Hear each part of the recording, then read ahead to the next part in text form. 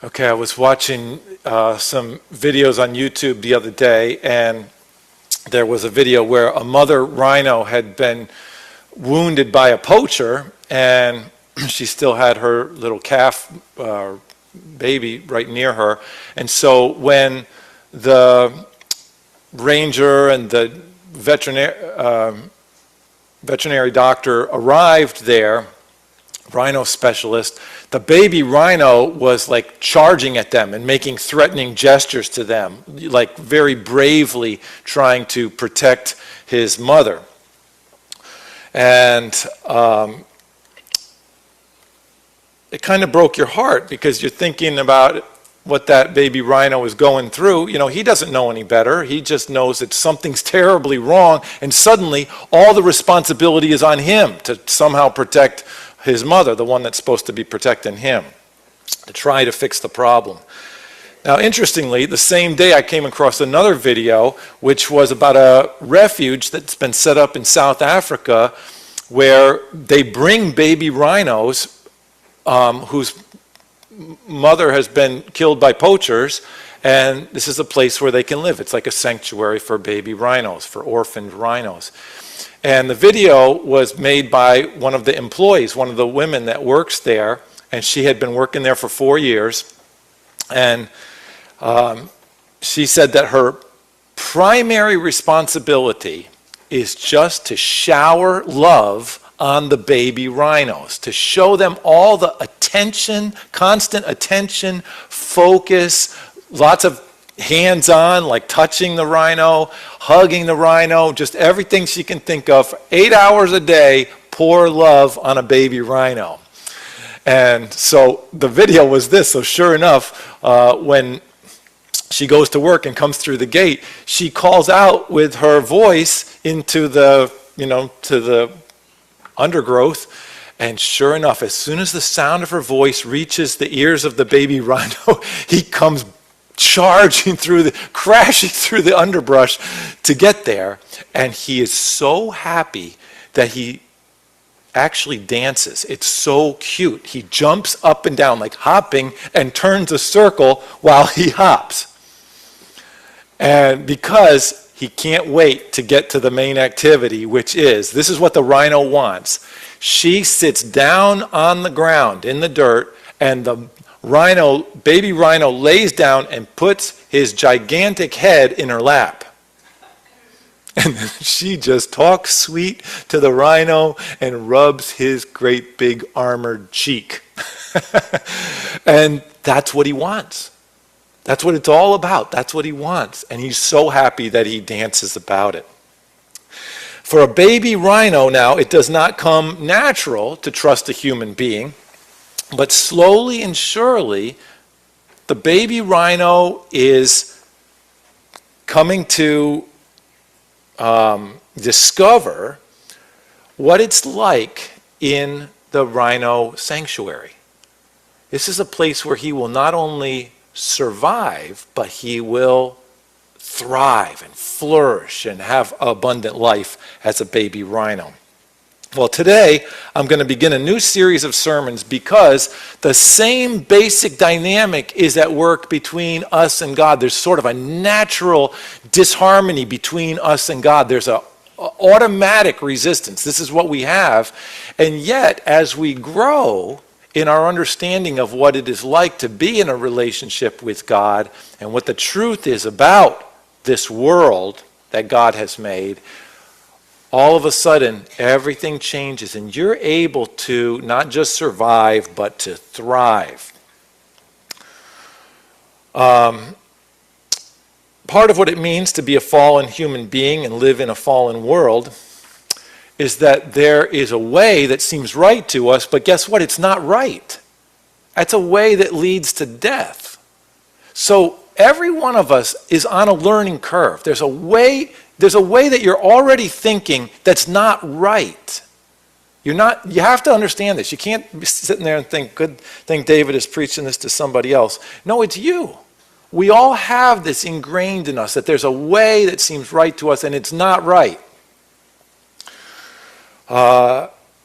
In God's mercy, however, he reveals to us what is the right way. He gives us his word. And his word tells us about what he's really like and who we really are. And it also tells us what the problem is. And it also tells us how to fix the problem, how the problem can be fixed. He reveals to us how we are able to not just survive, but we are able to thrive in God's word. Now, the way to abundant life, of course, is Jesus. And I am going to preach a series of sermons on Jesus when we get to the season of Lent, which is coming up soon, like 6 weeks, I think. But before that, I want to take a moment and do a series of sermons on Genesis 1 through 4, because what we discover is that when you look at these opening chapters of the beginning of Genesis, the beginning of the Bible, that there are critical key concepts that you have to know. If you don't know them, then Jesus doesn't make any sense. If these are not part of your worldview already, then you just think Jesus is kind of silly or strange. You don't understand it. It's confusing to you. But when you have these basic, fundamental, key, foundational principles operating in your life, then when Jesus shows up, you're overjoyed. Because you are seeing things accurately and you recognize the Messiah when he comes to you.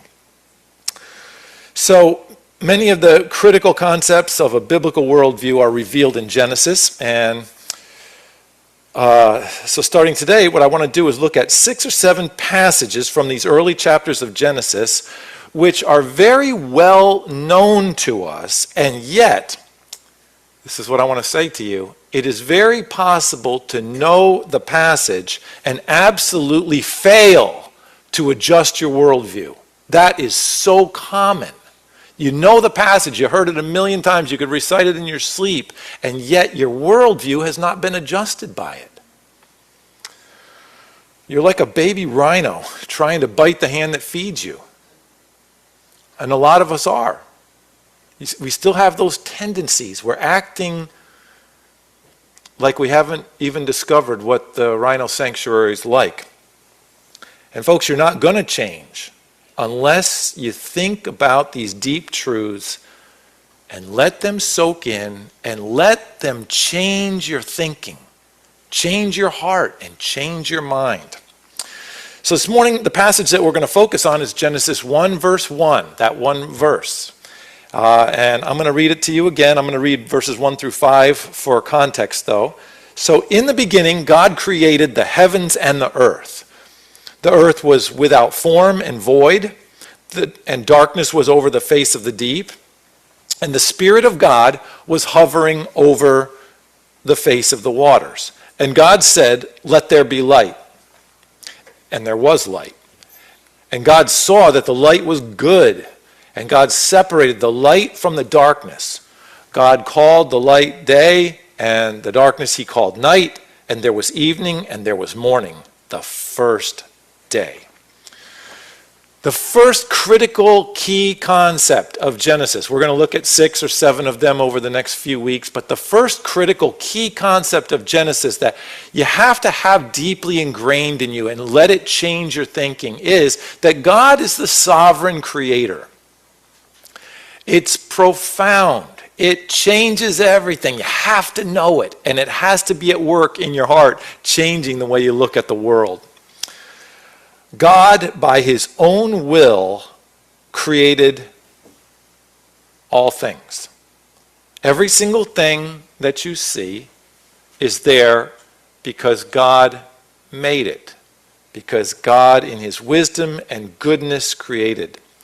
Now, somebody might say, "Well, David, I already knew that." Yes, but there are important implications.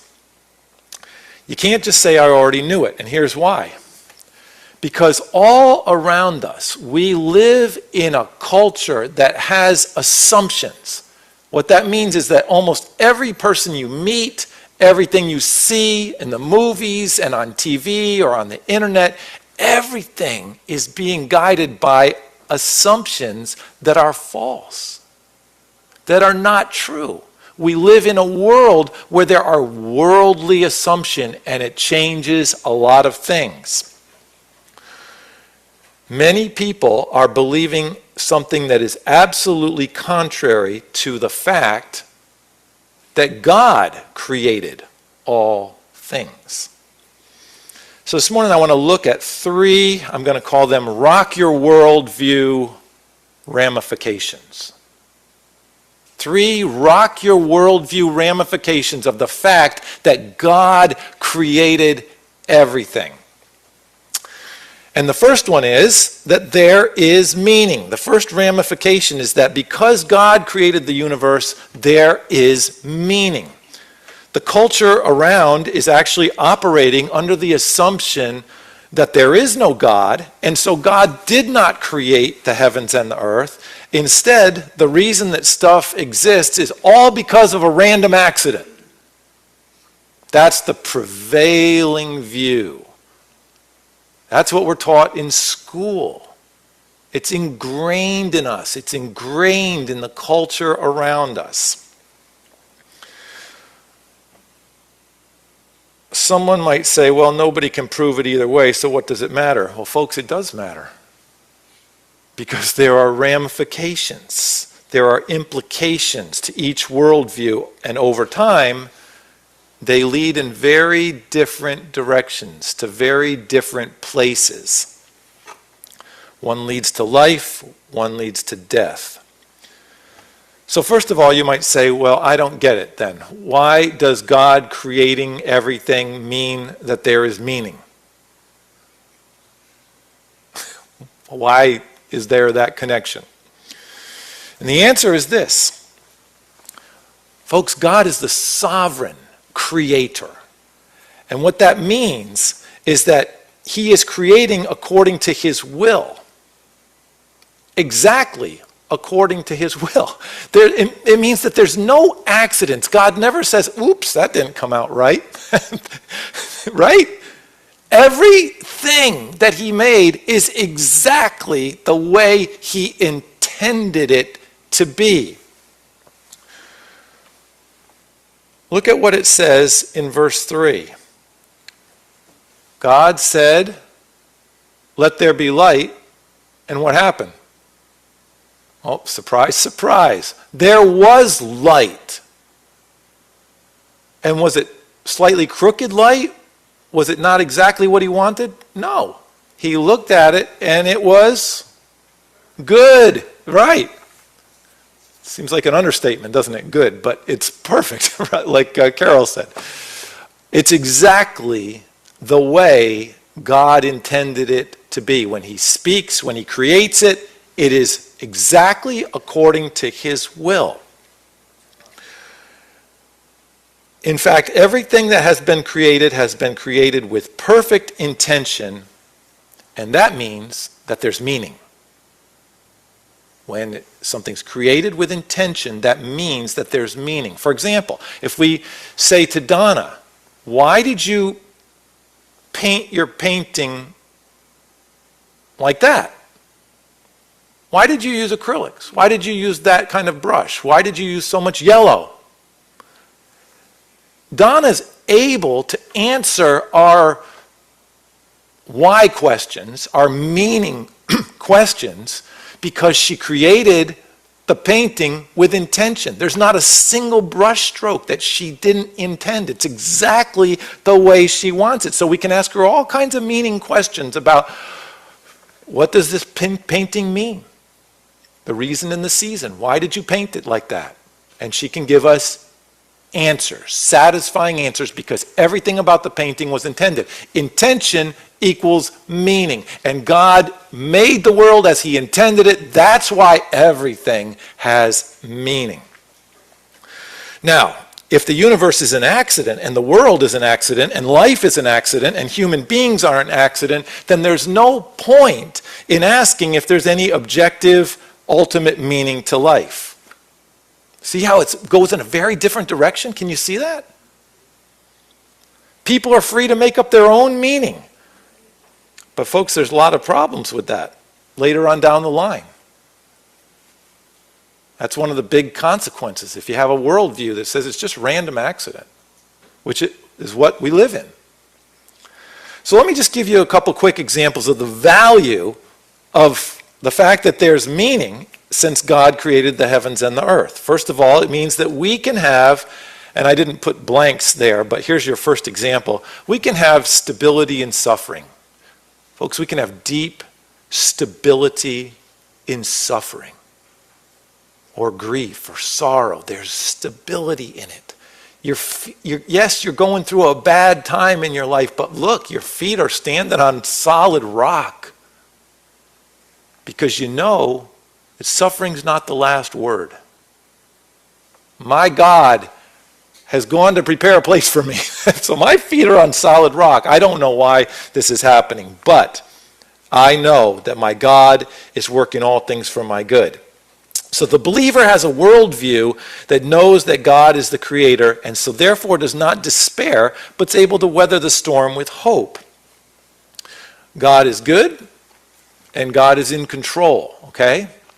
So later on in Genesis, we kind of see an example of this fact that because God created everything with intention, that we know that therefore he's working all things for good. We see this rock your worldview ramification lived out in the life of Joseph. Now, if you think about Joseph, he definitely suffered a lot of hardships in his life. I mean, gut-wrenching, heart-wrenching, betrayals and suffering. I mean, he's got the emotional, plus he's in a dungeon. I mean, years in a dungeon. Dungeon is not a jail. You know, jail you can watch TV, but in a dungeon, it's very different. And he was there for years.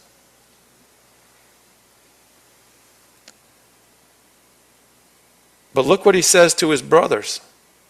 You intended it for evil, but what?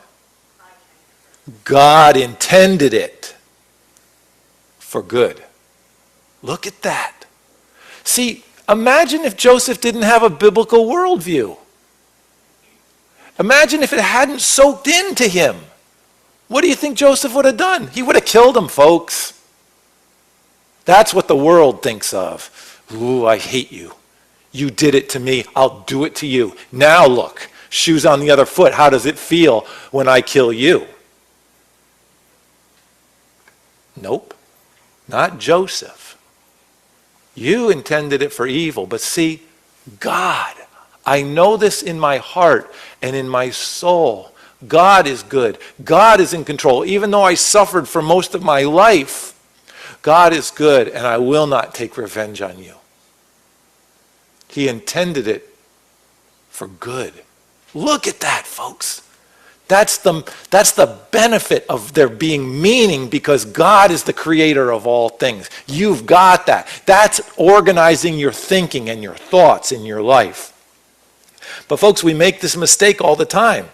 Because you're not really believing that God is the maker, when life seems random, when we go through suffering, suddenly it does seem like life is random. We're like, where is God? We get bent out of shape. Suffering feels like proof that life is meaningless or it's something to escape at all costs. You know, when you find yourself going down that road, like, see, look at this happened to me. It's just evidence that life is stupid or absurd. You're thinking not in a biblical way. You're letting the world change your thinking. But folks, if life is intentionally created by God, then obviously suffering is not the last word. Pain is something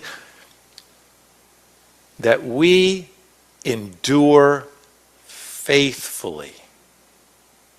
That's very different than the world. Pain, suffering, grief, sadness, sorrow is something that we endure faithfully.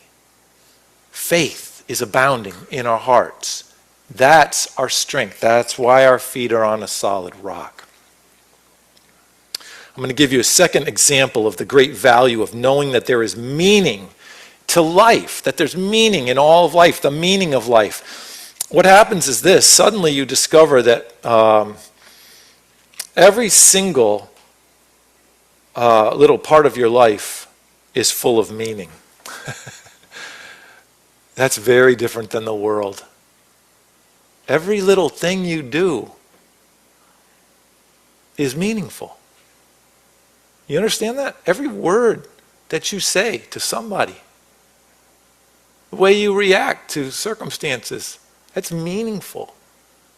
Even if you pick up a little piece of trash from the curb, you probably feel it.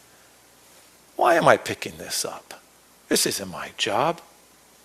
But when you do it for the glory of God, it has meaning. Every little thing in your life has meaning. Oh, it's so satisfying and fulfilling. Every little thing that you do matters. Wow, it's very different. Your daily work is important. Your daily work, what you do on the telephone, in your office chair, whatever you do, wherever you are with your grandchildren, it has eternal significance. Your daily work is important. You do what you do as unto the Lord. You do everything that you do for the glory of God. You know, I was at a client's house this weekend and I was cleaning the bathroom. Oh my goodness, I'm on my hands and knees. I'm reaching into this dark place that's dusty and got all this stuff, and I'm cleaning back there. And this thought comes to me: he is never going to know. He's 95. He's not going to get down here and look and see if I cleaned this bathroom floor. And I caught myself. What are you talking about? That's not the reason you're doing what you're doing. Of course he's not going to see it. Of course he's not going to do it. You're doing what you're doing because it's right. You're doing it for the glory of God. Changes everything, folks. Every little thing you do has eternal significance. Folks, the world does not have that. If you have to make up your own meaning, are you kidding me? You're going to make up something like, I don't know.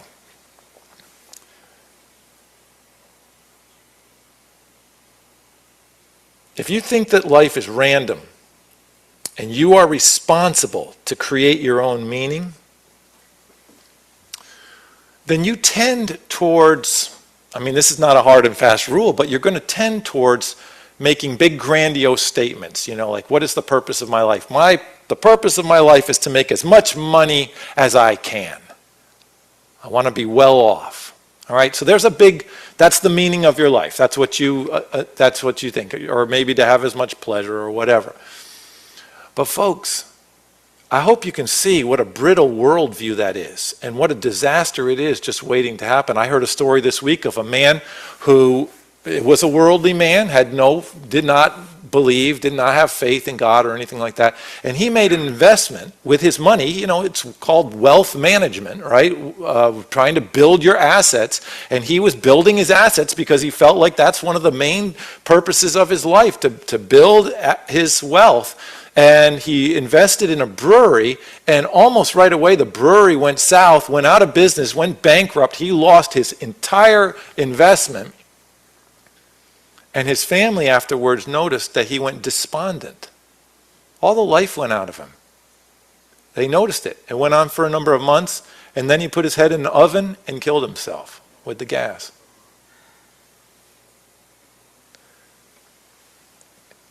There rock your worldview ramifications. Everything has meaning. Because God, in the beginning, God created everything and he intended it. So folks, you live a life that's full of meaning. It's huge ramification. It's something that the world doesn't have. Not genuine meaning. They have meaning that they make up, but that's dangerous. That's slippery. That's thin ice. And folks, when it comes to the little things in your life, if you don't know the big purpose, that everything's for God, the little things don't matter. you don't care about them. You're like a person that has no integrity because the little things don't matter. It's like, well, that doesn't matter. Nobody's going to see that.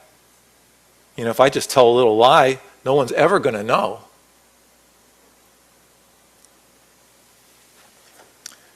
Everything gets twisted and turned upside down when you don't have a biblical worldview, which says that there's meaning. There's meaning in the big things and there's meaning in the little things.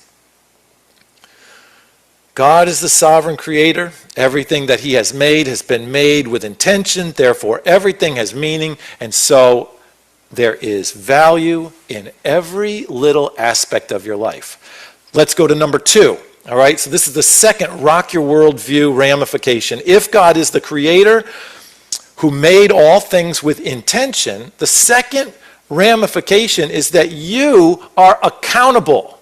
The A stands for accountable. You are accountable to God. What we see from the early chapters of Genesis is this simple fact that because God is the creator of all things, because of that, therefore, since he created everything with intention, therefore everything is accountable to him. That's why when God says to Adam, "Did you eat from the tree that I told you not to eat from?" Adam is not free to say, "You're not the boss of me." He is the boss of him. Adam knows it. Even though him and Eve are trying to find their own wisdom and, make up their own truth, the fact remains he's accountable to God. He does not say to God, "You're not the boss of me." He knows God is the boss of him. And that's why when God says to Eve, "What is this that you have done?" Notice that Eve does not say, "It's none of your business." It is his business. She's accountable to him. Now, as I said, cultural assumption is that God did not create the universe and he did not make it with intention. It's all random. And as soon as you deny that God did create the world and the universe, that God is the author of truth, as soon as you deny it, guess who gets the job? You. You are now a self-defining truth maker. Right? Because you don't believe God made anything. So the job is up to you. What's really true? Well, just ask Chia, because she knows. She's the self-defining truth maker. Scary thought, right? Now, if you are stuck in that position, then you must constantly, folks, if you are really making up your own truth as you go, and usually it's just reciting something that you heard on TV or something that somebody said to you. If you are making up your own truth, if you're stuck in that position, which is not only exhausting but futile, folks, you constantly have to justify yourself. That's what your life is. A never-ending self-justification. You put out your truth, and now you have to defend it. Can you see how exhausting that is?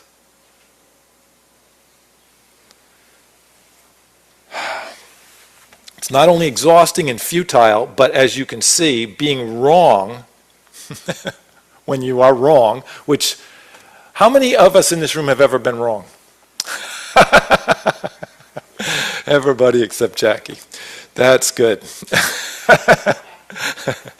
No, you're going to be wrong, right? Everybody's going to be wrong. But folks, if you are a self-defining truth maker and you're wrong, that's catastrophic, because that's the end of your identity.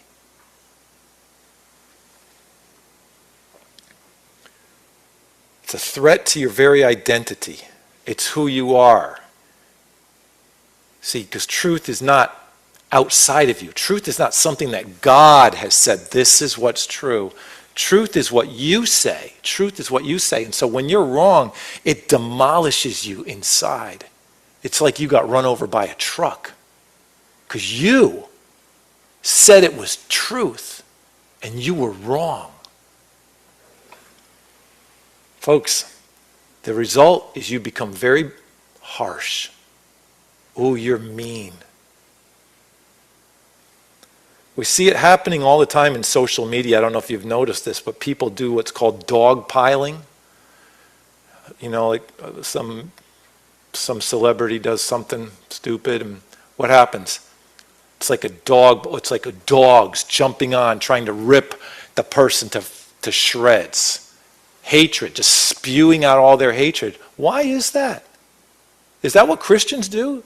Do we dog pile? When somebody makes a mistake or an error, everybody jump on and tear them to shreds? Is that the Christian way? No, you don't act that way if you know that God is the author of truth. If you don't know, if you're just the author of your own truth, ooh, you're harsh and vicious and mean. Oh, you shred people, tear them up.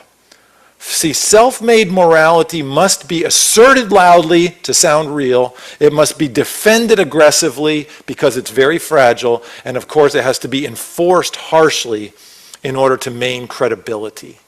That's the world. That's if you don't believe that God is the maker of heaven and earth. That's if you don't believe that you're accountable. It's a worldview rocking ramification. You're accountable to God. When our moral systems are grounded in the transcendent authority of God, suddenly that allows for humility. You can be a humble person. You can say, I was wrong. You can repent, and you can find mercy. Because truth does not depend on personal performance. Truth comes from God.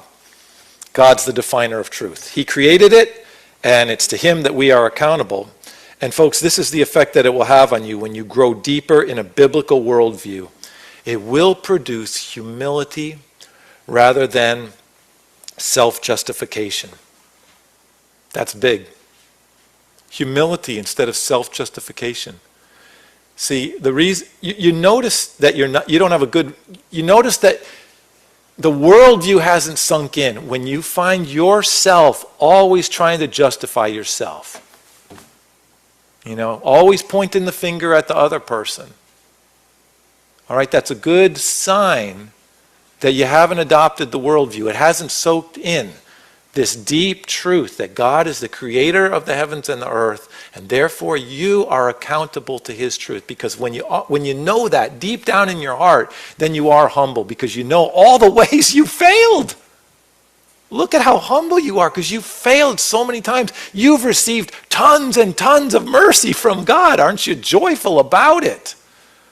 That's why you're humble, because you know people make mistakes. It's like this, you can actually grow. You can mature. You can realize that there are many ways that you're wrong and God is actually helping to expose them in you. You should thank God for that. He's helping you. Bringing you into embarrassing situations so that you can grow. You can become more humble. Lead you deeper into real truth, not just what you have made up and now you have to defend. When you know that God created the universe and you're accountable to him and everyone is accountable to him, what happens is that you'll be much more humble than you are right now because you see that there are many ways that you've fallen short of his glory. And not only that, but folks, you will have a greater clarity of morality. That's the paradox of it. It's not that you just think everything is okay. You really know what's right and what's wrong. When you know that God created everything, as you grow, you're submitting yourself under the truth of his word. what actually is right and what's wrong. And so you have an ever increasing moral clarity. You're able to really know what's right and what's wrong. And it doesn't make you judgmental. It actually makes you more compassionate. You yourself have made those very same mistakes, and now that you've received forgiveness and God has brought you under His grace, you truly care about people who are making the same mistakes that you yourself have made.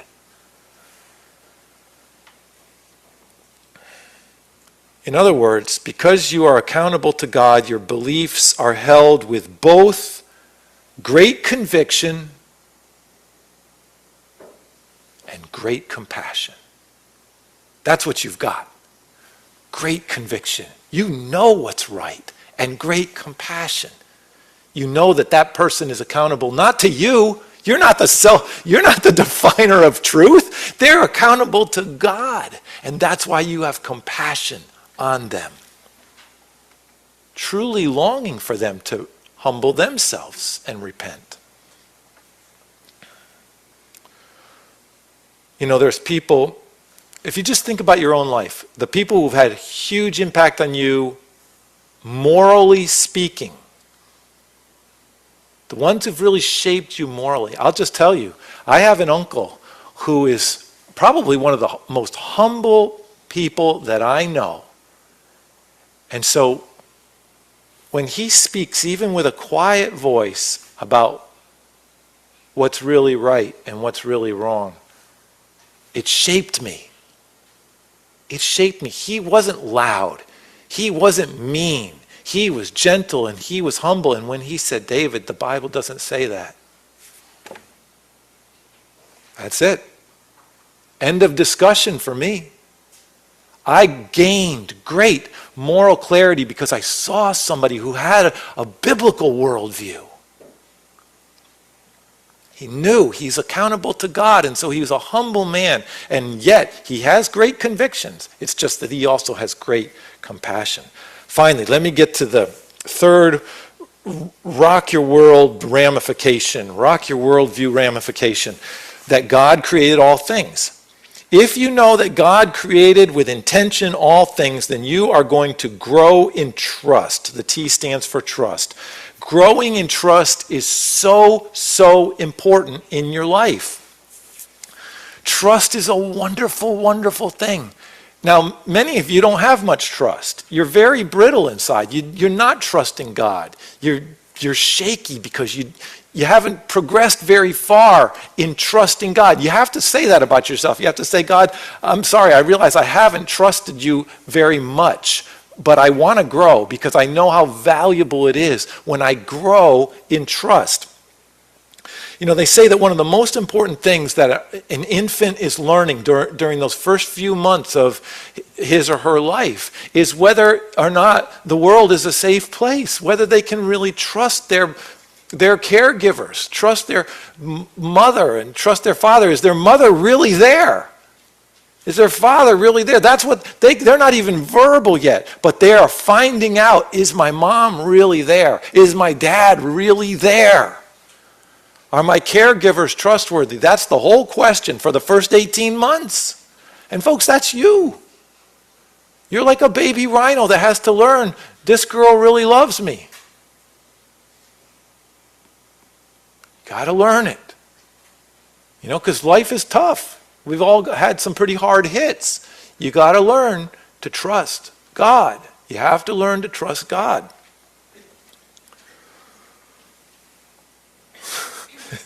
Jackie was reminding me of what happened with her granddaughter. While mom and dad were out, she hurt herself. She fell down and hurt herself, and the only one that's there is Jackie. And it was freak out time. Where is my mom? She's gone! But Jackie's her grandmom, right? And so it was a chance where Rosie learned it's going to be okay because my grandma's here, right? And folks, that same thing is happening to you with God. You're learning, you're growing to to trust him more. And you can trust him. Why? Because he created all things with intention. There's nothing that he didn't intend. You can trust him. When you know that your world is created and governed by a wise, intentional God, the way that you react to chaos changes dramatically. It changes. When chaos happens in your life, the way you respond to it changes when your worldview is getting stronger. When you really are learning, wait a minute, God made everything. God intended everything. It's not freak out time for me. My God is here. He's with me. He is near. If you believe that the world is random, then guess what? You're it. It's all up to you. It's absolutely up to you to try to control everything, enforce everything, somehow try to make order out of the chaos. And we all know what it's like to be gripped with that kind of fear. I don't know if this has ever happened to you, but it's a common phenomenon, and it's happened to me, where when you hear something, medically speaking, you immediately go to the computer and you start researching. But then you never stop researching. You just keep researching. You research and research and research and research until you know so much about the disease that you've got that you're sure that you're going to die of 10 other things, but besides that. You can't do it. You're trying to control it, but you can't do it. You can't fix it. There comes a point at which you have to turn the computer off and say, God, I trust you. Look at Donna. She had to go through that. She's a cancer survivor. She had to go through it. How am I going to do this? I can't fix it. Donna, can you guarantee that your cancer will be cured? No, I can't guarantee it, but I can pray. I can trust my God.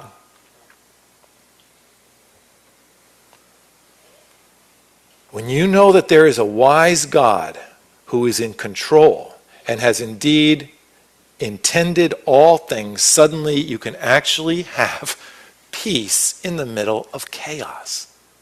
You are learning to trust him. It's one of the huge ramifications of growing in a Genesis worldview, a biblical worldview, understanding these key concepts.